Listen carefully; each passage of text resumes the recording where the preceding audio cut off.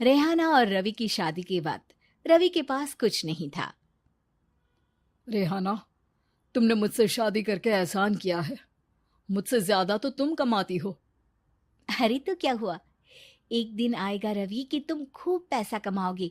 मुझे तुम पर पूरा विश्वास है। रवि और रेहाना खुद को स्टैंड करने के लिए पूरी मेहनत करते। रेहाना, मैं नौकरी नहीं करना चाहता हूँ। तो कोई बात नहीं, मैं नौकरी करके घर चलाती हूँ, तुम बिजनेस सेट करने की कोशिश करो। एक दिन रेहाना, तुम जानती हो, मैंने जो विज्ञापन बनाने वाली कंपनी खोली थी ना, उसे बड़ी ब्रांड का ऑफर आया है। अब हम लोगों के दिन ब्यारे न्यारे हो गए हैं। मैं जानती थी रवि कि एक दिन तुम सेटल हो जाओगे। रवि का काम अच्छा चल जाता है। एक दिन वो रेहाना से कहता है, रेहाना, अब हम लोगों का बच्चा भी हो गया है। बहुत छोटा है वो। उसका ख्याल कैसे रखेंगे हम? कैसे क्या, मैं गांव से माँ को लेकर आ जाती हूँ। नौकरी से हाफ डे ले लिया करूंगी। अभी तो वो छोटा है, स्कूल जाने तक मैं मैनेज कर लूंगी। देखो रेहाना, मैं अब अच्छा कमा रहा हूँ।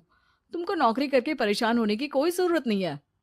अरे कैसी बात कर रहे हैं, मैं अपनी लगी लगाई नौकरी कैसे छोड़ दूं? और मैंने तो सुना है हम लोगों को कुछ ही महीनों में सरकारी नौकरी मिल जाएगी। सरकारी नौकरी में कितना कमा लोगी? उतने में तो मैं ड्राइवर रख लूंगा।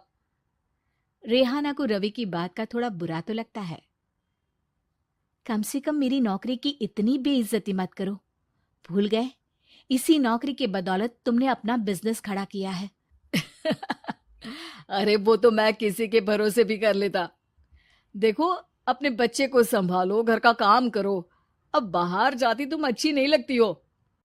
रेहाना रवि के कहने पर नौकरी तो छोड़ देती है, लेकिन अब बड़े से घर में उसकी कीमत किसी नौकर से कम नहीं होती। एक दिन रवि का दोस्त आता है। भाभी, हम लोग तो आपको तब से जानते हैं जब से आप लोग शादी होकर इस शहर में आए थे। आपकी बदौलत ही सारा बिजनेस खड़ा हुआ है। ये किस्मत तो आप ही की है भाभी। हाँ हाँ भाई, हमारी मेहनत तो कुछ है ही नहीं। अरे होगी, लेकिन भाभी की किस्मत के आगे कुछ नहीं। दोस्त वहां से चला जाता है, लेकिन रवि का गुस्सा सातवें आसमान में होता है। देखा कैसे बोल रहा था? अरे बिल्कुल अच्छा आदमी नहीं है ये। कैसी बात कर रहे हैं आप? प्रशांत भैया तो बहुत अच्छे इंसान है रवि। कैसे उन्होंने हमारे मुश्किल वक्त में हमारा साथ दिया था। अरे था पैसा तो साथ दिया, नहीं तो कौन पूछता है? रवि का व्यवहार पैसा आते ही अलग हो गया। वो बंदे को बंदा नहीं समझता। घमंड से घिरे रवि ने तो एक दिन हद ही कर दी। रेहाना, मैं अब तुम्हारे साथ नहीं रह सकता हूँ। क्या क्या बकवास कर रहे हो रवि? क्या कहना चाहते हो? और क्यों नहीं रह सकते तुम मेरे साथ?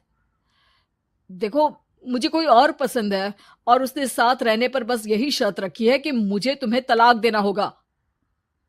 रेहाना, जो कि एक स्वावलंबी महिला थी, उसने बिना देर किए रवि को कह दिया, कोई इश्यू नहीं, मुझे पैकिंग में 4 दिन का वक्त लगेगा, लेकिन तब तक मैं तुम्हारे साथ नहीं रहूंगी।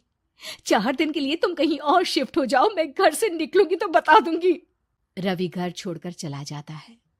रेहाना को दुख होता है, वो रोती है, लेकिन व्यवहार से स्ट्रांग रेहाना को पति के वापस आने का और उसे सबक सिखाने का पूरा भरोसा था।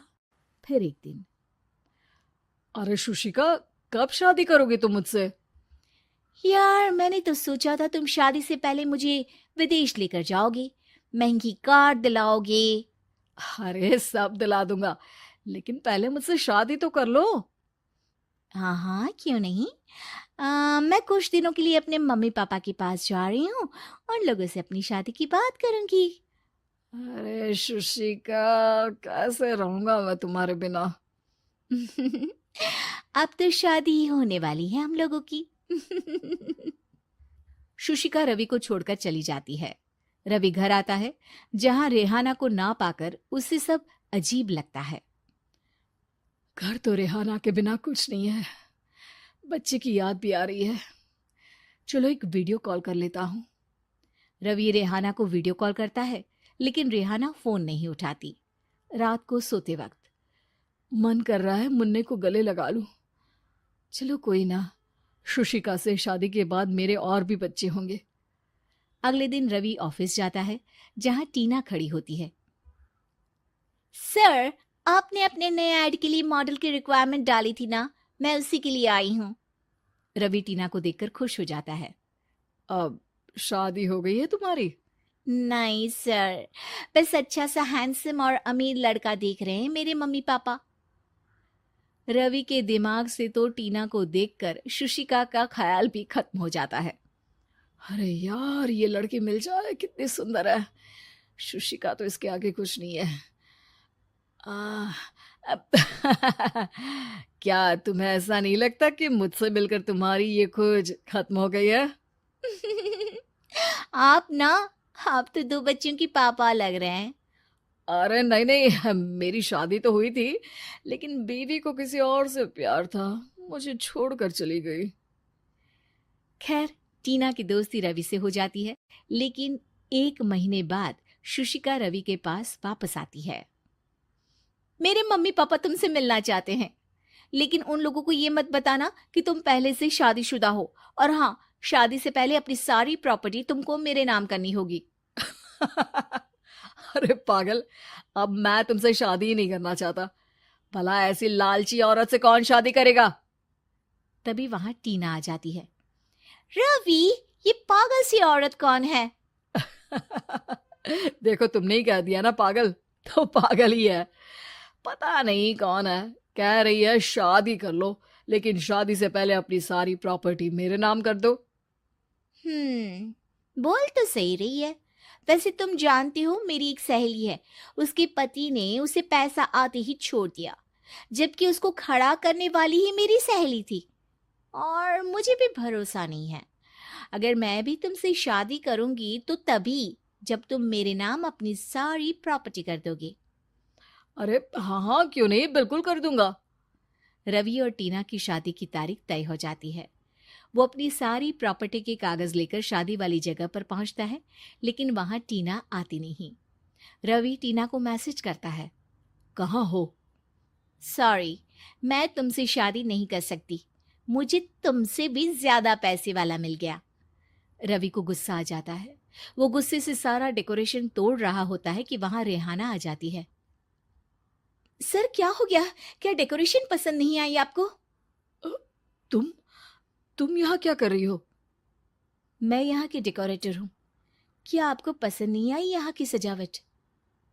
रवि दौड़कर रेहाना के गले लग जाता है। मुझे माफ कर दो रेहाना। रवि रेहाना के गले लग जाता है और रेहाना टीना को थैंक्स का मैसेज करती है।